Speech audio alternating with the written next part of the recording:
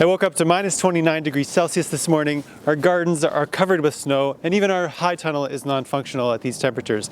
This is February in Saskatchewan, but it doesn't mean we still can't make important progress in the world of gardening. These precious colder months give us a welcome break from the physical work of gardening, and I like to use this time to craft a summer garden plan that is super compatible with our family's current lifestyle. Right now, kids are a big part of our life, so in this video I'm going to share our top 5 picks for kid-friendly crops to include in a vegetable garden. And I'll also share the criteria that we use to identify these winners. But my camera's not going to last much longer out here, and neither am I, so let's head down to the studio to get started. Alright, let's talk about kid-friendly gardening. Yay! What? Who said that? I thought I was finally alone down here. Anyways, what does this mean exactly? Well, I want to stress first of all that it does not mean strolling down the seed aisle at your local garden center and just letting your kids grab everything that looks interesting to them. That initial excitement is short-lived, and what we really want for our family is sustained interest, long-term satisfaction, and plenty of homegrown food on the table. In order for our garden plans to meet these objectives, we'll need to think just a little more critically about which varieties make it into our seed basket. To do this, my wife and I sat down to list all of the questions parents should keep in mind during the garden planning phase. And then we narrowed these questions down to just 3 themes. So before I reveal our top 5 kid-friendly crops, I want to take a minute to present these 3 themes to you so that when we're all done here, you can use the same criteria to come to your own conclusions about the top crops for your family.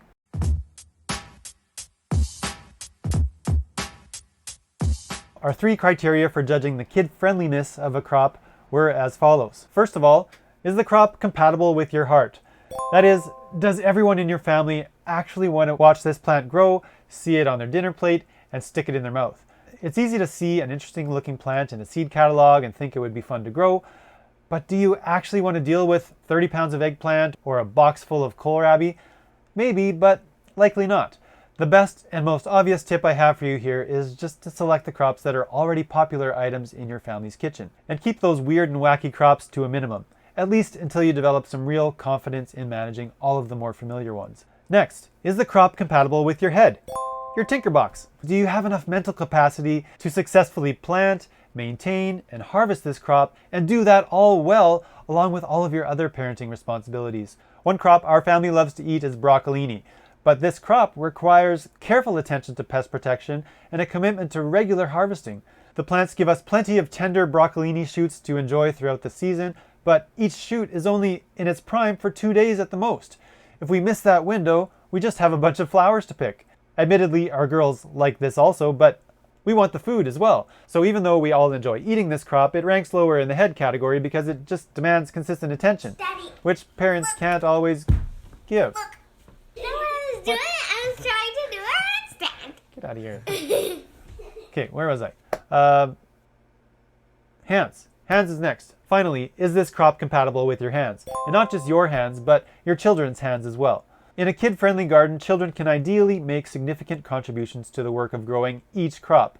But the reality is that not every plant can handle the gross motor skills of a toddler.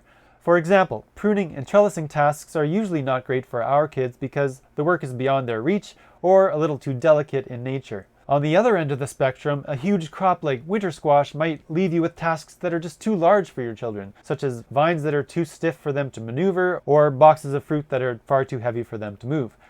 Now, it's not essential that kids can perform every single task in a kid-friendly garden, but this hand compatibility factor has to be given significant weight if we want our kids to develop a meaningful relationship with their food and experience some of that satisfaction of growing it themselves. If we get this factor right, we could easily inspire a gardener for life. If we get it wrong, our kid involvement efforts could have the opposite effect. Now, with these 3 criteria in mind, our family set out to rank our vegetable crops according to their kid-friendliness. What resulted from that exercise is this chart.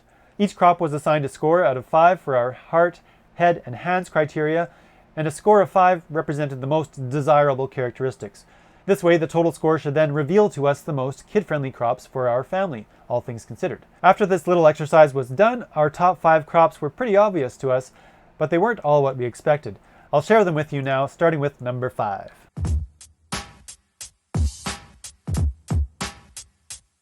Tied for 5th place, we have berries. And in our garden, those berries are raspberries and strawberries. Don't ever make me decide which one I like best. That would be as impossible as picking my favorite child. So we're going to call this one a tie. Everyone in our family loves berries in all of their applications, so it's an easy 5 points in the heart category. In terms of the head category, these crops are two of the easier ones to manage because they are both perennials, and this helps them score pretty high in this department as well. Their only weakness in the head category is that they need to be harvested with proper timing for the best quality, and they do require some important pruning and thinning work at certain times of the year as well. Both raspberries and strawberries were given a rating of 4 in the hands category. Kids can be fully involved with the harvest of these crops, but they didn't score a 5 here because the pruning and thinning work isn't entirely kid-friendly.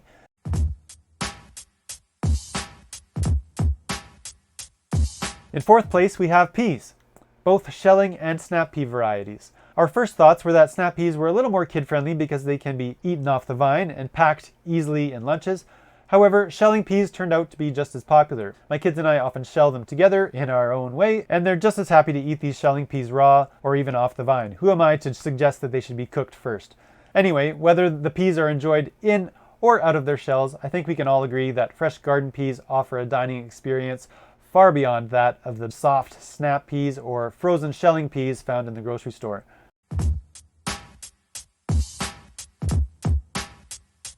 In third place, we've got carrots. All carrots rank high in our books, but for a little extra pizzazz, let's consider these rainbow carrots. This crop offers something our previous two crops could not. That is flexibility. If we plant carrots a few weeks later than we hoped, they'll still have time to mature, and when they mature, we'll have a window of at least 3 weeks to get them out of the ground. It's a pleasure to know that our carrots aren't going to be spoiling in the garden if we spend an extra day or two at the beach. And when it comes time to harvest the carrots, our kids can be fully involved in the digging and washing thanks to the durable nature of this crop.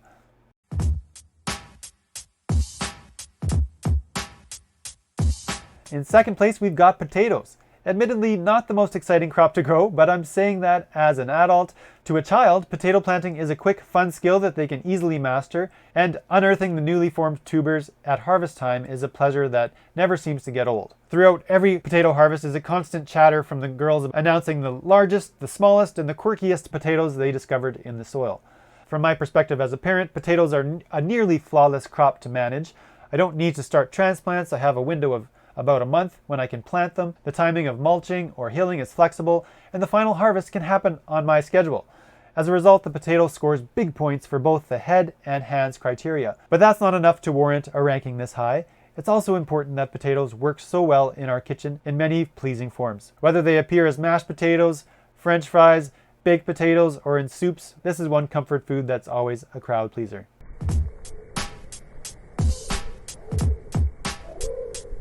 And finally, the top-ranked kid-friendly crop according to our family's preferences is corn. Technically, sweet corn was second place and flint corn was in first place, but they're going to share the victory for our purposes today. What's so great about corn? Well, there's nothing really fancy about this crop. It just ranks high in all of the criteria. First, both corn varieties are very enjoyable and easy to eat.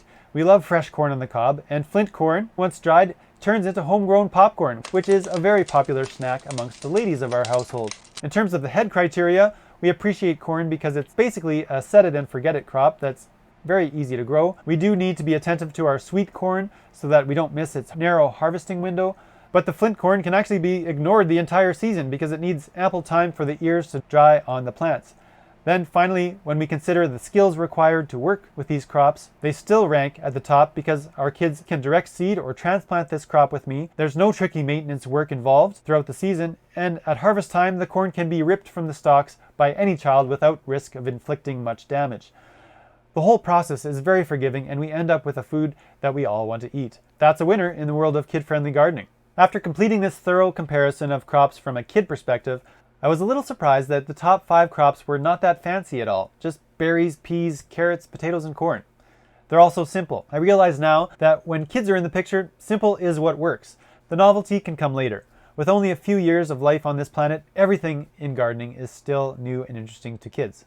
I hope this video has encouraged you to think a little more carefully about the crops you decide to grow with your kids. If you'd like to look through our full kid-friendly crop rankings as you make your own selections, you can find that list on our Field Journal page. I'll leave a direct link to that post in the description.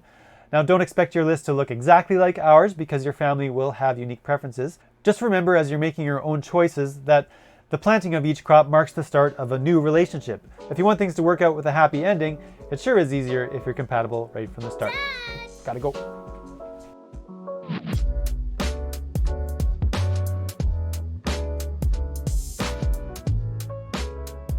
Okay, here are our beans. They're pretty big now, but they'll get bigger. Some of them will get bigger because some of these ones, like this one over here, they're pretty big. So this zucchini is just littler because it's just a littler plant. The celery here has a green leaf. So, but the lettuce over here is purple leaves. You see the purple tips here?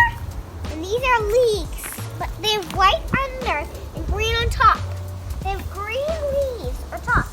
These are cucumbers, and they'll grow bigger, and they'll have cucumbers. But first they'll have flowers, and then cucumbers. So, which of these bye. vegetables? This is our garlic. Our garlic has these little things. What are these called? Scapes.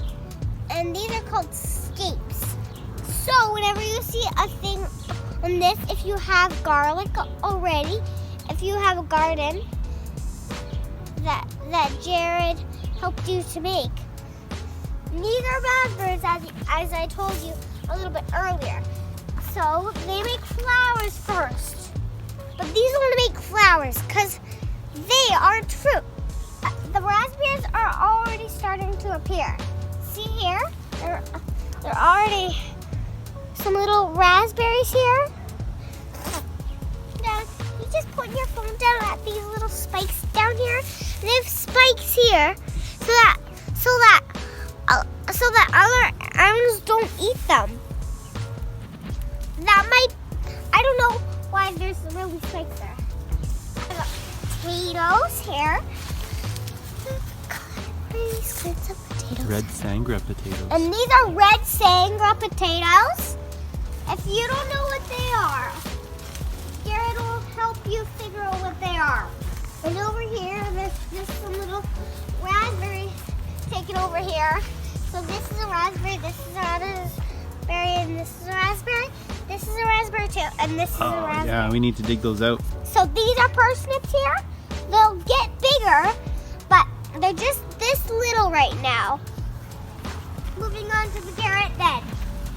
So these are carrots. We're still waiting for them to grow, but they're gonna be big enough soon. Moving on to the oats. This is oats, and it has these little tops on it that look kind of silver. They look just a little bit silver, all of them together here. So that's how we know that this is our garden. That's how we know it, kind of. So we know it's our garden. So this is our quinoa here. Do you see these little bumps down here? Come on, we'll zoom in here. See these little bumps here? That might be where the quinoa is going to be, but we don't know yet. And these are carrots that just haven't come up yet. But there's some little shoots down here. There's one little shoot down here, so you can tell if that's a carrot or not. Do you know if it's a carrot or not? So these are onions here. They're kind of like garlic. And some of the other plants that have these shoots up here, but they're also kind of like leeks. On the next video, I'm going to introduce myself because I forgot on the other videos I made. So, on the next video, bye!